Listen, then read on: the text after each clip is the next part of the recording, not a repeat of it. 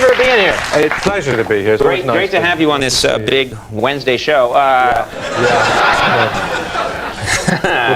Yeah, don't be confused. This is, I gotta say, this has gotta be a hard sell, this movie. It was a tough sell. Because you're saying not only, hey, Hollywood money guys, I want to make a Shakespearean play. Yeah. I want to make one of the more obscure Shakespearean plays. Yeah. And make it a musical. Yeah, this was tough because when I first suggested it, first of all, it's very hard to say love's labour's lost. It's like a kind of speech exercise.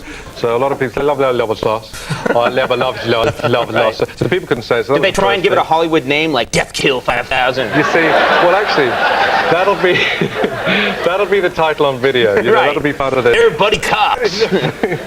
He was a guy, she was a girl. They exploded with passion. Yeah. From a land the time forgot, from a people you don't care about, comes a very indifferent mixture. In fact, what we I'd love to see that. We had to say, you know, it's the one play in 37 of Shakespeare's that wasn't performed for 200 years after he died. They said, why? I said, oh, don't worry about that. And they said, yeah, well, so how are you going to do it? I said, well, I'll do it as a musical. They said, oh, I see, a genre in film that hasn't worked for about 30 years. Brilliant. What a great idea. Right. How amazing nobody's thought about that, Suicide Man. Right. But here is $20 million. Go make it. Yeah, exactly. In fact, what I did is I just locked them up in a darkened room, you know, just a little piece of paper with a check, you know, written on it, to sign. Now, this is also one of Shakespeare's longest plays, right? In the full-length version, in the film, it's only 93 minutes. Fun-packed, exciting, romantic, marvelousness.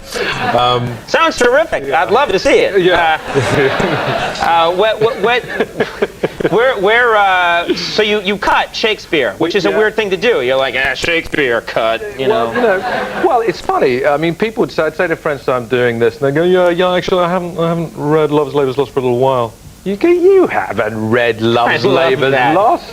You know, I never say, when people say to me, like a classic that I haven't read, I never go, you know what, I never read that. I always go, yeah, a long time ago. Yeah, a long time. Yeah, and then, so you can feel it as you go, as a little bluffers thing. Right. Yeah, it's when people trick you, don't you? They say, well, do you remember that lovely scene where the guy kills the girl with an axe? Yeah, there was no scene where the guy killed the girl with an axe.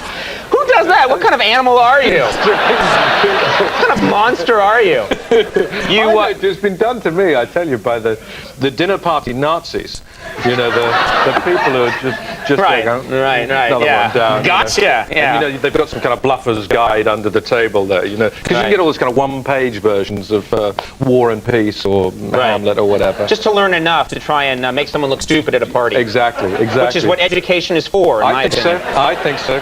You're using very young actors in this. Young American actors, Alicia Silverstone, Matthew Lillard from Scream, and so you're using these really young people in conjunction with great, British stage actors. Is that right? We've done it with some of the other films, and I always think it works great. I like different accents, like different, cultural backgrounds and everything, and it's fun because you get 65-year-old Richard Briers, who's been in a lot of my films, who was constantly moaning about the fact that he had to dance, being approached after a number where Richard's there, next to an oxygen tent, puffing away. Right. And Matthew comes and goes, "Hey, Reggie, whoa, way to go! Way to go, Dickie!" And his arm rips off. Yeah, exactly. And Matt used to get us into these huddles. What do American footballers say in those huddles? What happens when everybody, Well, I was a jock, I'd love to tell you. Yeah? Is it like some Masonic thing? Yeah, they talk about the next play. Oh, do they? Yeah. They talk about, hey, you see the uncut version of Hamlet? Okay. Now, we have to ask about this photo, which this is you at Cannes. Yeah, there's a photo here. This is you. I don't like to be abrupt here, but this is a photo taken of you at Cannes getting massaged with no shirt on by Heidi Klum. Yeah. Explain for the jury what the hell's going on here. Well, the really disturbing thing is I have larger breasts than Heidi Klum there.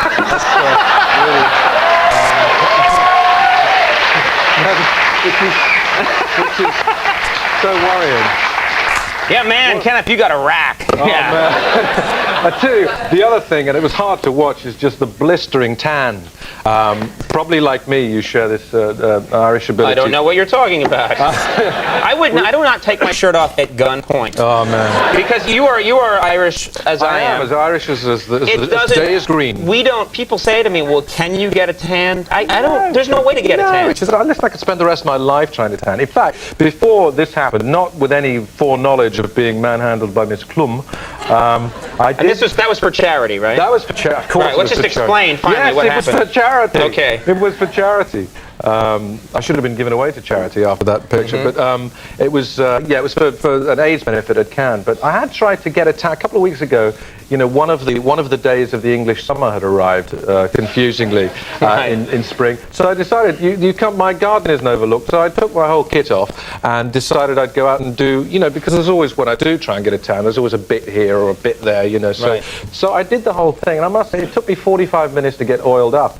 And by that stage, I'd just given up. I'd had enough. I went back in and had a cup of tea. Because you've got that bit around the back, you can't get between your shoulder blades, and it's a nightmare. I have a hose that just dispenses. Do you? Yeah, number 80 SPF. You should patent that. They should. That's the only way you can really do it, is if they made a booth that you walked into naked and you were pummeled in like 3 seconds with number 50 sunblock. You can go to those places. I'm not sure if it's for a suntan. Because it's not manly. But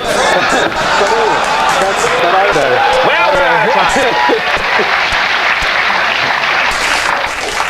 Well, there is another booth where you need to be oiled up, but let's... it's always the Shakespearean actors that come out here and drag this show into the gutter. I'd like to apologize. I'd very much like to apologize. Love's Labor's Lost, soon to be Death Kill 5000. Exactly, which you said brilliantly. Is going to open on Friday, so check that out. And Kenneth Branagh, very cool to have you on.